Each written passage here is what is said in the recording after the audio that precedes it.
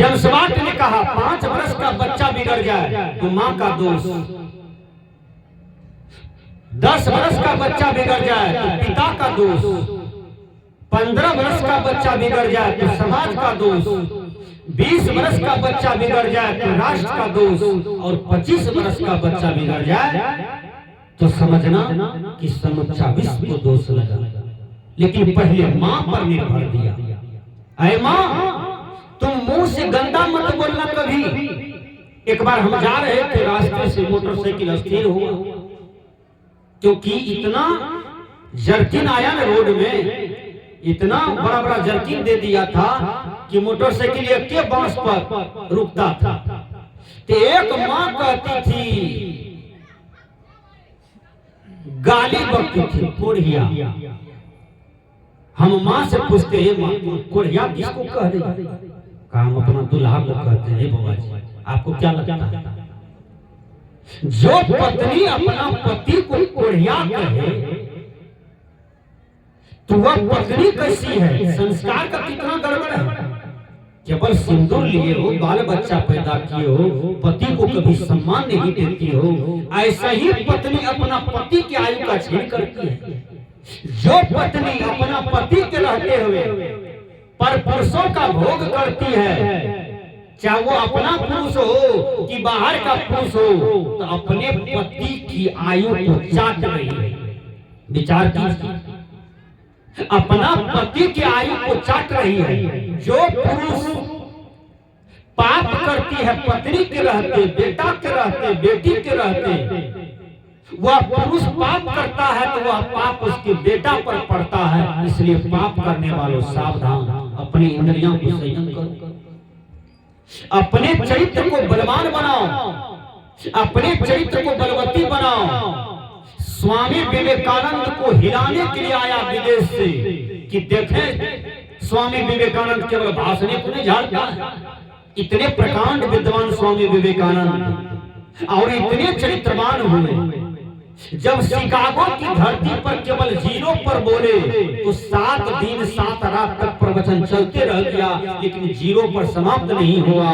पूरे देश दुनिया उसके चरण में झुक गई। वह विवेकानंद कहाँ का था? तो वो आपके ही देश का था, भारत का, और सबके दांत खट्टे कर दिए। तो विदेश में एक जवान लड़की उसको देख करके मोहित हो गया। इतने बड़े विद्वान से यदि मैं शादी कर लेती हूँ तो विद्वान पुत्र होगा, इसका तो नाम समुच्चा वर्ल्ड में हो गया और मेरा भी नाम हो जाएगा। विचार कीजिए, स्वामी विवेकानंद जब भाषण दिया था तो विवेकानंद प्रथम बात बोलते हैं, रिस्पेक्टेड ब्रदर्स एंड सिस्टर्स, आदरणीय भाइयों एवं बहनों, समुच्चा वर्ल्ड में जितने भी पुरुष था सबको भाई बनाया, और समुच्चा वर्ल्ड में जितने भी नारी था सबको बहन बना दिया। इस बात का परीक्षण किया विदेशी। विदेश के लड़की एक मोहित हो गई, विदेशी ने भेजा। वह लड़की 3 दिन पर भारत आई और 3 दिन पहले ही स्वामी विवेकानंद भारत आ गए थे। वो लड़की 12 बजे रात में विवेकानंद के कमरा के पास आ गए और लड़की कहती है, विवेकानंद जी कमरा खोलिए। 12 बजे रात में वो लड़की विवेकानंद को कमरा खोला करके कहते हैं, आपसे हम शादी करने आए, मैं अमेरिका से आई। विवेकानंद ने कहा, द यंग से लाइफ इज फुल, आप जो द बीच से लाइफ फुल ऑफ सॉरो। जवान बोलते हैं जिंदगी मजा लेने के लिए है, बुजुर्ग बोलते हैं जिंदगी दुख का घर है। वास्तविक रूप में सोचा जाए, जिंदगी न तो दुख का घर है न तो मजा लेने के लिए है, जिंदगी है जीवन दाता, शांति के। ऐ बहन, हम जो साधना करते हैं, ब्रह्मचर्य का पालन करते हैं, संयमशीलता का जीवन है हमारा, तो इसमें तुम दाग मत लगाओ। कहा आप हमको सिंदूर दे दीजिए, ये सब बात हटाइए, हम आपकी पत्नी बनते हैं, स्वीकार है आप। तो विवेकानंद ने कहा, अविवाहित रहने का मेरा संकल्प है, मैं शादी नहीं कर सकता। कहा तब का एक युक्ति है। कहा क्या? आप हमसे शादी करके बढ़िया बढ़िया पुत्र पुत्री चाहते हो, एक काम करो बहन जी, तो पुत्र से सुख भोगने में तुमको 20 बरस लग जाएगा। कोई बच्चा जन्मेगा तो 20 बरस में क्या बनेगा नहीं बनेगा। इससे बढ़िया है कि तुम स्वामी विवेकानंद के कपार पर हाथ रखो, हमें को बेटा मान लो, हम तुमको सुख देंगे। उस लड़की के अंदर में जो काम भावना था वही शीतल हो गया, पानी पानी हो गई, लड़की लजा गई और लड़की विदेश लौट गई प्लेन पकड़ करके, और विदेश में जाके कहा भारत जो बोलते हैं वह करके दिखाते हैं। उस दिन से आप विश्व गुरु हैं, और उनसे पहले से आप विश्व गुरु हैं। जिस विवेकानंद ने चरित्रवान बन करके दुनिया को 39 वर्ष की अवस्था में हिला करके चले गए, विचार कीजिए उस देश के आप हैं। मेरे युवक, आप किसी की बेटी 6 वर्ष का उम्र है, उसको बलात्कार करके मार करके मक्के खेत में फेंकते हो, कहीं आम बाड़ी में फेंकते हो। 3 वर्ष के लड़की के साथ बलात्कार हुआ, उसको आप हत्या करके फेंक दिया, बिल्कुल पशुवत जीवन है। यदि ये भारत विश्व गुरु है, आज भारत के लड़के लोग अपनी संस्कृति सभ्यता को भूल करके और बलात्कार में इतने आगे बढ़ गए हैं कि विदेश खुद फेंक रहा है आपके नाम पर। इसलिए अपनी इंद्रियों को संयम करें, अपने आप को संयम करें, अपने मन को जीते। संस्कृत के विद्वान कहते हैं जीतम जगत कैन मनो ही है ना। मन को किसने जीता? जिसने अपने मन को जीता उसने संसार को जीता। कस्यास्ति नाशे मनसो ही मोक्ष।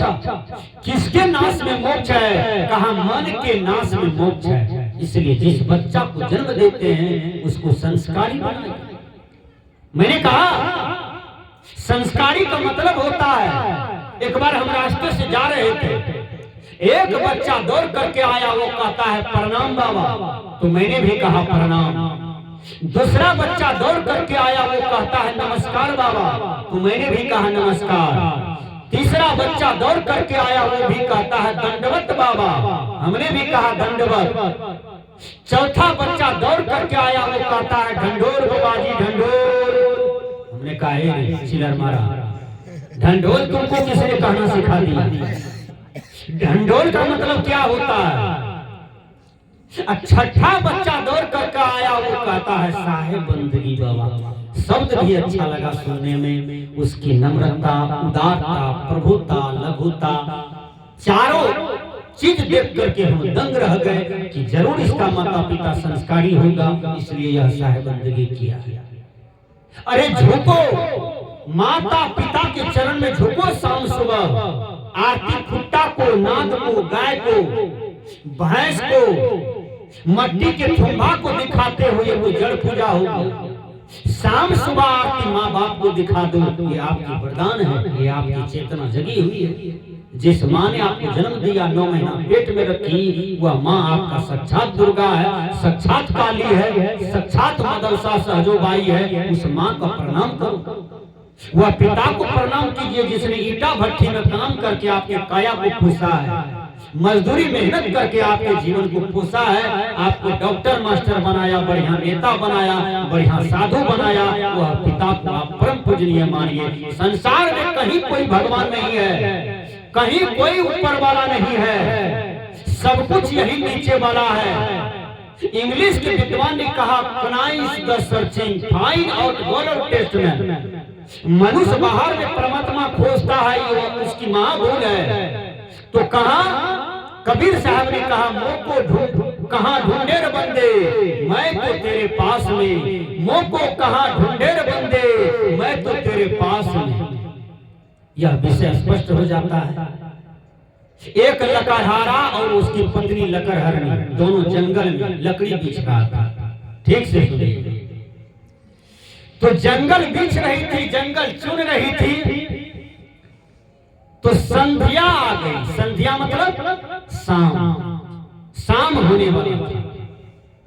तो शाम होने वाला था तो उसकी पत्नी कहती है पति जी जल्दी जल्दी कीजिए, संध्या होने वाली है, संध्या आने वाली है। अब बगल के झाड़ में एक बाघ बैठा था। वो बाघ सोचता है कि दोनों बार बार बोलते हैं संध्या आने वाली है, जल्दी जल्दी कीजिए।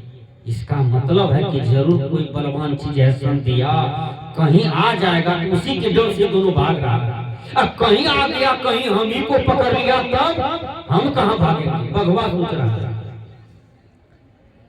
एक धोबी था, धोबी का गधा 3 रोज से खो गया था। धोबी खोज रहा था, मिल ही नहीं रहा था। वो धोबी खोजते खोजते आया वही झाड़ी के पास 7 बजे शाम में। वो सोचा ये मेरा ही गधा है, नरिया रात में सोचा ये गधा है। दोनों कान पकड़ लिया बघवा को, 3-4 मुक्का पहले दिया मुंह। बघवा सोचता है कि यही संध्या है, इसलिए हमको कान पकड़ के मार रहा है। तब नहीं इसका डर से दोनों भागा है। बघवा ये बात सोच रहा है, धोबी सोचा हमको गधा मिल गया। गुस्सा उतारा, 2-4 डंडा दिया, कान पकड़ करके थप्पड़ों मुक्का दिया, कान पकड़ करके ले गया, खुट्टा में बांध दिया। बघवा सोचा कि संध्या हमको ले जा रहा है, हम पकड़ा गया, मारेगा हमको, अब इसके आगे हम क्या करेंगे? घर वाला सो गया, रात भर सोया, सुबह 2 मंजिला पर बुल रहा था, अचानक नजर पड़ा। कहता मर भाई, हम तो गधा लाए थे, देखते हैं शेर है तो बाघ है। हम तो गधा लाए थे तो बाघ देख रहे हैं। वह 2 मंजिला पर से हल्ला करता है, हो भाई सब हो, वो नहीं रहा। कहा क्यों? का इधर न आइएगा हमारे घर तरफ। का क्यों? का वहां बाघ है। वो बघवा कहीं झपट के धर लिया तो खत्म हो जाइएगा, हे भैया उधरे रहिए। बाघ ही बात को सुन लिया। बाघ सोचा रे हम तो इससे भी कड़गड़ है, तब ना हमसे डरता है, वो भी ठान रहा है वहां, सब लोगों इधरे भाग रहा है, इसका मतलब हम कड़गड़ है। बाघ को अपना स्वरूप का बोध हुआ, अपना बल का बोध हुआ, अपनी शक्ति का बोध हुआ। यह बात सुन करके बाघ एक बार ताकत लगाया और रस्सी को तोड़ करके भागा जंगल की तरफ। उसी प्रकार यदि एक अच्छे गुरु से आपको बोध होता है तो आपको यह बोध होता है कि माया मेरा अपना जगह नहीं है, मैं तो शुद्ध चेतनात्मा हूँ और मैं पवित्र हूँ। जब यह बोध कोई गुरु करा देता है तो फिर आप संसार में विजयी हो जाते हैं, आपका जीवन मुक्त हो जाता है, आपका भटकना बंद हो जाता है, स्वरूप का ज्ञान होते होते आप पवित्र हो जाते हैं। इसलिए कबीर साहब ने कहा